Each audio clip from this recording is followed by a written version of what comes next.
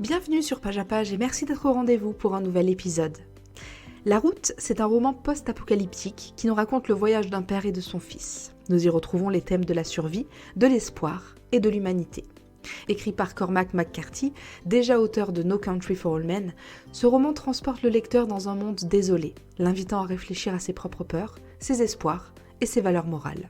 Rejoignez-nous dans cette analyse et synthèse de La Route et découvrez pourquoi il s'agit de l'apogée de la littérature contemporaine. Et pour ça, plutôt qu'un résumé par chapitre, nous allons effectuer un résumé des points clés de l'histoire, car le roman n'est pas divisé en chapitres traditionnels. Tout commence lorsque, dans un monde post-apocalyptique, un père et son fils décident de partir vers le sud, car là où ils se trouvent, le froid est sur le point de devenir insupportable et mortel. Au cours de cette première journée de voyage, ils tombent sur une station-service abandonnée, où ils se ravitaillent. Grâce à la description du paysage faite par l'auteur, nous prenons conscience du prix de cet apocalypse. Des espaces entièrement recouverts de cendres et abandonnés, où la vie consiste à se protéger des dangers inconnus qui peuvent nous guetter. La nuit venue, ils se couchent tous les deux en plein air et le garçon demande à son père s'ils vont mourir. La réponse est non, ils mourront un jour, mais pas maintenant. Et lorsque son fils s'endort, c'est le père qui veille. Le lendemain, ils reprennent la route. En chemin, ils trouvent plusieurs cadavres et aussi un endroit comme un supermarché où ils parviennent à trouver de la nourriture. Les jours et les nuits deviennent de plus en plus difficiles, d'autant que le père, bien qu'il ne le dise pas à son fils, commence à avoir des visions dans lesquelles il voit sa femme.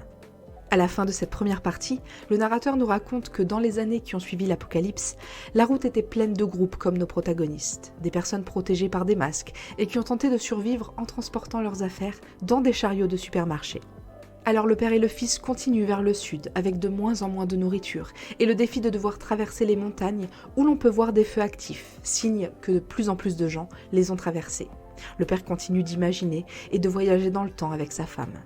C'est avec beaucoup de difficultés que le père et le fils traversent les montagnes, car le terrain est assez impraticable avec une multitude d'arbres tombés et puis la neige qui vient s'ajouter au tableau. Après 4 jours de froid, ils atteignent une petite oasis où se trouve une cascade et des champignons pour se nourrir. Cependant, le père décide de ne pas s'y attarder car il pourrait attirer d'autres personnes. Mieux vaut éviter tout contact.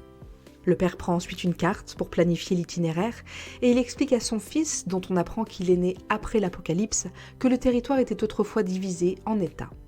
Il continue à marcher dans la forêt où il rencontre à nouveau plusieurs cadavres et même un homme qui meurt foudroyé. Cette vision met le fils mal à l'aise car il pense qu'il aurait pu être aidé. Nous assistons alors à un retour dans le passé. Dans ce saut dans le temps, il est expliqué que la femme était enceinte de l'enfant lorsque les horloges se sont arrêtées et que l'électricité a été coupée.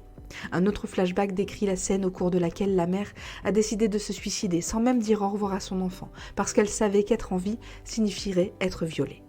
De retour dans le présent, les protagonistes continuent à marcher. Le père essaie de distraire et de protéger son fils, qui ne cesse de répéter que sa mère lui manque et qu'il voudrait être avec elle. Une nuit, le père se réveille en toussant du sang.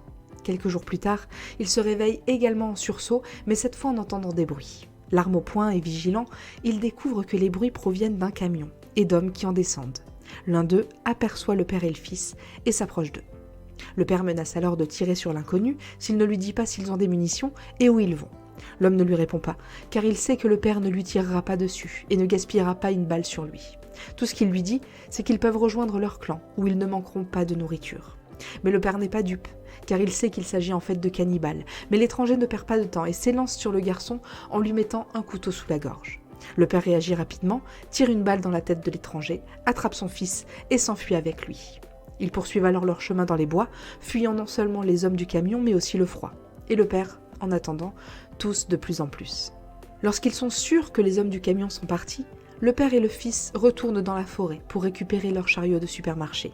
Malheureusement, les hommes du camion ont non seulement pillé le chariot en question, mais ont aussi laissé des ossements humains sur place. Bien entendu, le fils a peur. Le père essaie de le réconforter en lui fabriquant une flûte en bois et en lui disant que tout ira bien. En route, il trouve finalement d'autres signes de vie, comme un feu de camp à moitié éteint ou le bruit d'un chien qui aboie. Cependant, il ne voit personne, seulement quelques objets abandonnés qu'il ramasse pour continuer à survivre. Un jour, cependant, le fils aperçoit au loin un garçon de son âge, mais en courant vers lui, il le perd de vue. Le père lui reproche d'avoir agi ainsi, car il croit que c'était son imagination et que le garçon aurait pu le mettre en danger. À une autre occasion, le père s'aperçoit juste à temps qu'un autre groupe avance derrière eux. Il se cache avec son fils pour qu'il ne soit pas découvert. C'est un clan dangereux dans lequel, derrière les personnes qui se distinguent comme chefs, marchent des esclaves et des femmes. Lorsqu'ils sont finalement en sécurité et que le groupe est passé, le père et le fils poursuivent leur voyage. Mais il fait de plus en plus froid et la santé du père se dégrade.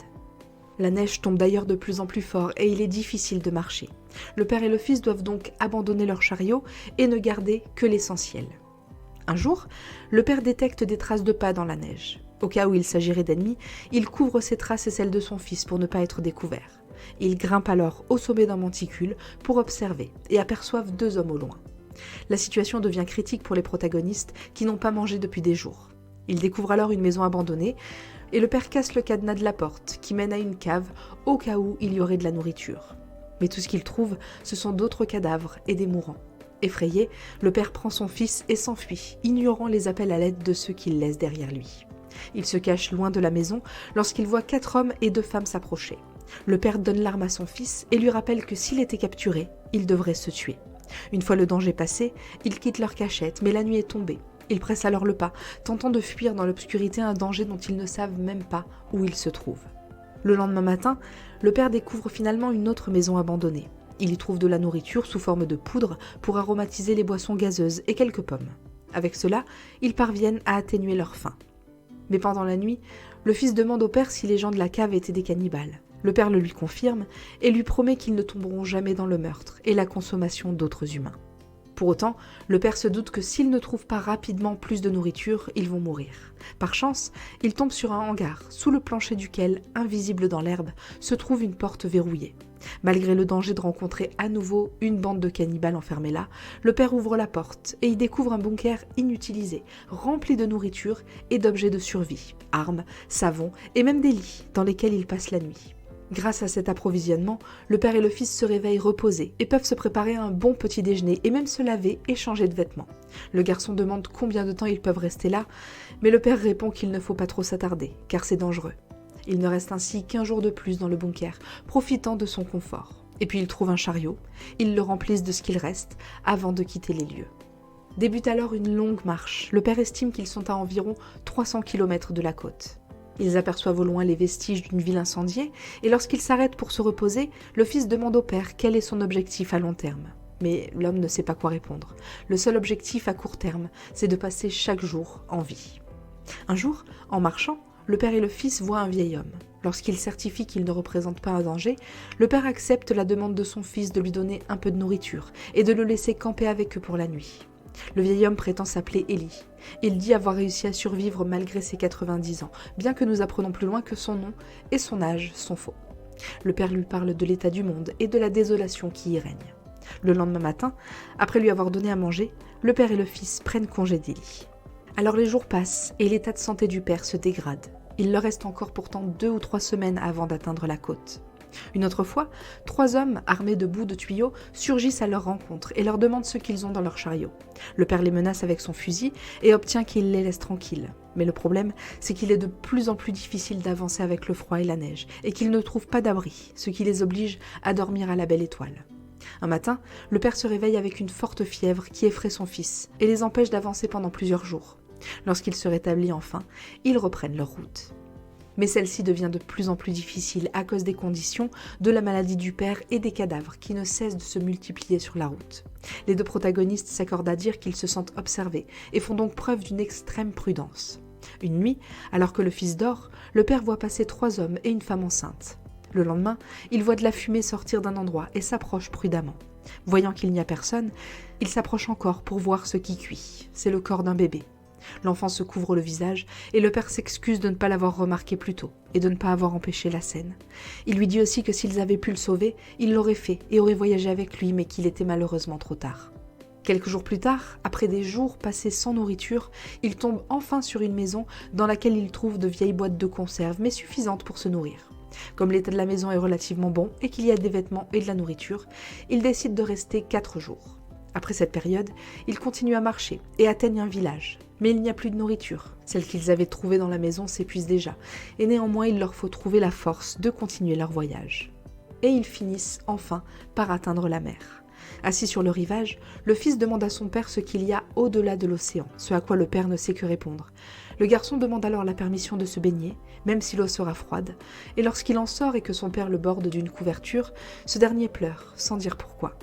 Le lendemain matin, ils partent explorer la plage et trouvent un bateau abandonné. L'homme, profitant du fait que la marée n'est pas haute, s'y rend à la nage tandis que son fils attend à l'extérieur avec le fusil pour se protéger en cas de besoin. À l'intérieur du bateau, il n'y a pas grand-chose, mais suffisamment. Une boîte à outils, de la nourriture et des vêtements.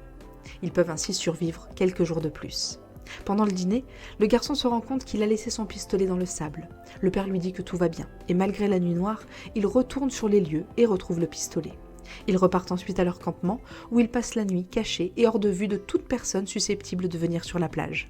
Le lendemain matin, ils continuent à décharger le bateau et en sortent une trousse de secours et un pistolet de détresse qu'ils gardent pour se protéger. Lorsque le fils demande au père qui pourrait voir cette fumée, le père répond que c'est peut-être Dieu. Et en attendant, sa santé se dégrade de plus en plus.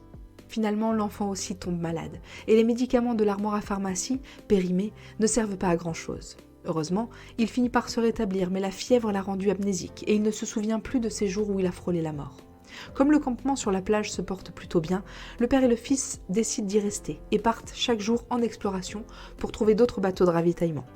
Un jour cependant, ils aperçoivent des empreintes de pas qui confirment leur plus grande crainte. Quelqu'un d'autre a découvert leur camp. Lorsqu'ils y parviennent, tous leurs biens ont été volés. Et cependant, ils découvrent d'autres traces et les suivent pour trouver le voleur. Un homme qui n'a plus de doigts à une main. Ils supposent qu'il faisait partie d'une communauté de cannibales et qu'il a finalement été banni. Malgré cela, le fils demande à son père de ne pas tuer l'homme, ce qu'il fait. Mais il lui fait enlever tous ses vêtements, de sorte qu'il n'a plus rien. Il le laisse là, mais le garçon en pleurs insiste auprès de son père pour qu'il lui vienne en aide et qu'il ne laisse pas simplement le voleur mourir. Le père accepte alors de retourner à l'endroit où ils l'ont abandonné, mais lorsqu'ils arrivent, il n'y a personne. Il lui laisse alors ses vêtements au milieu de la route et ils s'en vont. Le fils est convaincu qu'ils ont tué cet homme, même si le père n'a pas tiré. Père et fils décident alors de continuer à marcher sur la route, maintenant qu'ils ont récupéré leurs affaires, et de laisser la plage derrière eux. Lorsqu'ils atteignent ce qui fut un village, quelqu'un leur tire dessus avec des flèches. Le père, blessé à la jambe, utilise le fusil de détresse pour se protéger. Il touche son agresseur qui tirait du haut d'une maison, et le père entre alors dans celle-ci et découvre l'archer, avec une femme. Avant de partir et d'abandonner le couple, on ne sait d'ailleurs pas vraiment s'ils sont morts ou vivants, il scrute les lieux à la recherche d'objets de valeur mais ne trouve rien. Lorsqu'il part, son fils l'attend et ils campent ensemble dans le village pour la nuit. Les relations sont tendues entre le père et le fils. Ce dernier n'a plus parlé ni coopéré à quoi que ce soit, pas même à la guérison de la jambe de son père. Devant l'insistance de ce dernier pourtant, il finit par parler, mais seulement pour lui dire qu'il sait pour ça tout, même s'il essaie de le cacher. 2 jours plus tard, la jambe plus ou moins guérie, les protagonistes poursuivent leur chemin. Malheureusement, bien que la jambe aille mieux, l'atout du père s'aggrave de plus en plus. Elle est d'ailleurs accompagnée de sang, et cela l'empêche presque de marcher. Après plusieurs jours de voyage, le père et le fils arrivent finalement à une rivière qu'ils ne peuvent pas traverser, le pont s'étant effondré. Ne sachant que faire, ils établissent pour commencer un campement, afin de se reposer. Le lendemain, ils décident de poursuivre leur route, et lorsqu'ils s'arrêtent pour la nuit, le garçon se rend compte que les heures de vie du père semblent compter, et que ce sera probablement la dernière nuit qu'ils passeront ensemble. Le garçon essaie de protéger son père et monte une bâche en guise de tente, mais son père lui demande de ne pas couvrir le ciel. Il veut le voir. Il dit aussi à son fils qu'il doit suivre le soleil. Le fils répond qu'il ne se sent pas prêt et demande à son père de ne pas le quitter, qu'il préfère aller avec lui et ne pas se perdre comme un jeune garçon qu'ils ont croisé plus tôt. Les protagonistes dorment finalement dans les bras l'un de l'autre et lorsque le garçon se réveille, il sent le corps de son père froid et raide. Il est malheureusement mort. Après avoir pleuré pendant plusieurs jours, le garçon décide finalement de poursuivre son chemin sur la route. C'est alors qu'il entend un bruit et, pistolet à la main, il se met en garde. Le bruit provient d'un homme qui aperçoit bientôt le garçon. Il est également armé, mais ne menace en rien le garçon, se contentant de lui demander où se trouve son père. L'enfant répond alors qu'il est mort, et l'homme lui assure qu'il fait partie des gentils, qu'il peut arrêter de pointer son arme sur lui et l'accompagner. Il semble que lui et son groupe suivent les protagonistes depuis un certain temps, réfléchissant à l'opportunité de leur proposer de se joindre à eux. Le garçon, maintenant que son père est mort, ne peut que choisir entre mourir ou essayer de survivre avec cette nouvelle famille dans laquelle l'homme lui assure qu'il ne mange pas les gens et qu'il y a 2 autres enfants. Avant de rejoindre le reste du groupe, l'homme accompagne le garçon à l'endroit où il a laissé le corps de son père. Il le couvre et le garçon pleure à nouveau sa mort avant de prendre toutes ses affaires et de partir avec le groupe. Là, une femme l'accueille en le serrant dans ses bras. Le narrateur conclut l'histoire en nous disant que le garçon, au lieu de s'adresser à Dieu, comme le font les autres membres du groupe, prend l'habitude de s'adresser quotidiennement à son père. Et c'est ainsi que se termine l'histoire, qui fait intervenir un certain nombre de personnages, bien que le père et le fils restent bien évidemment les deux protagonistes principaux. Fait important d'ailleurs, aucun personnage n'a de nom, pas même le père et le fils, à l'exception du vieux Eli, qui avoue que ce n'est même pas son vrai nom. Cela nous rappelle un peu ce que nous proposait Federico Garcia Lorca dans Les Noces de sang.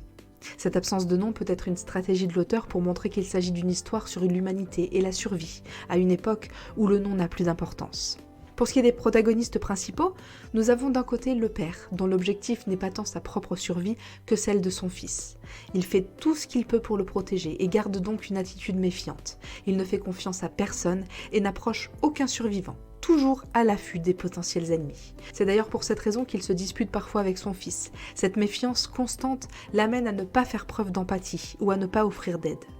D'un autre côté, le fils n'a pas connu la vie avant la catastrophe, ce qui rend d'autant plus incroyable son attitude empathique et bienveillante. Il fait toujours preuve d'une grande humanité qui dénote avec le monde dans lequel il a dû vivre. Cette bienveillance se traduit aussi, de manière plus négative, par sa confiance en l'être humain qui, dans un environnement aussi violent, n'est peut-être pas le meilleur outil de survie. D'une manière générale, le roman La Route de Cormac McCarthy est une exploration sombre de la survie humaine et de la relation entre un père et son fils dans un monde sombre et brutal. L'histoire est à la fois déchirante et émouvante et soulève des questions sur la nature humaine et l'importance de l'espoir dans les périodes les plus sombres. Cormac McCarthy a publié le roman en 2006, donnant ainsi vie à une histoire qui lui a valu le prix Pulitzer en 2007 et le prix Ignotus en 2008. L'histoire a également fait l'objet d'un film la même année. La cause de l'apocalypse, quant à elle, n'est pas déterminée, mais elle a détruit non seulement les villes, mais aussi la civilisation, entendue ici comme un système régi par des normes éthiques.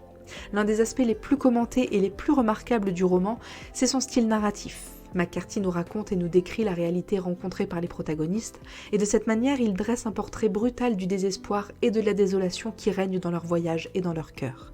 Il utilise des phrases courtes qui donnent une impression d'intensité, d'immédiateté et de danger permanent, transmettant ainsi au lecteur le sentiment que le temps s'écoule et que la seule chose qui reste à faire est de survivre.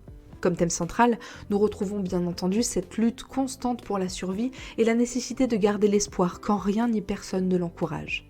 Malgré tout, le père et le fils tentent de continuer à vivre et de le faire selon leurs propres valeurs, sans faire du mal pour faire du mal, et sans répondre cruellement au monde qui les entoure. Si le père prend parfois la décision de tuer ou de laisser mourir, il le fait toujours en dernier recours, privilégiant sa protection et celle de son fils. Dans les moments où il fait preuve de moins d'humanité, son fils lui sert alors de point d'ancrage et lui rappelle ce qu'est l'éthique, où se situe la limite entre le bien et le mal. C'est d'ailleurs dans ces scènes où les protagonistes sont confrontés à des dilemmes éthiques que McCarthy démontre une fois de plus son art littéraire. La somme de tous ces éléments fait de La Route un roman puissant qui marque les lecteurs. Il est captivant, évocateur et stimulant parce qu'il est apocalyptique et que la mort y est très présente. De plus, la fin ouverte semble offrir au lecteur la possibilité de tirer ses propres conclusions et de réfléchir à ce qui a été raconté. Ce récit, tout comme L'aveuglement de José Saramago ou Sa Majesté des mouches de William Golding par exemple, nous enseigne que c'est dans des environnements catastrophiques que les grands auteurs approfondissent des thèmes tels que l'amour, l'espoir, la peur et la survie. Des sujets qui font partie de notre humanité et de notre vie quotidienne, même si nous ne nous retrouverons jamais, espérons-le, dans des situations aussi extrêmes. Lire La Route, finalement, c'est entrer dans le jeu narratif et faire face à de multiples dilemmes qui nous amènent à réfléchir à notre propre moralité. Il nous place constamment dans la situation du « qu'est-ce que moi j'aurais fait ?», en nous faisant entrer en contact avec la lecture à un niveau très profond. Et c'est tout pour cet épisode dédié à La Route de Cormac McCarthy. Merci beaucoup de l'avoir suivi. Pour aller un peu plus loin ou acquérir le livre, vous trouverez ci-dessous dans la description tous les liens associés.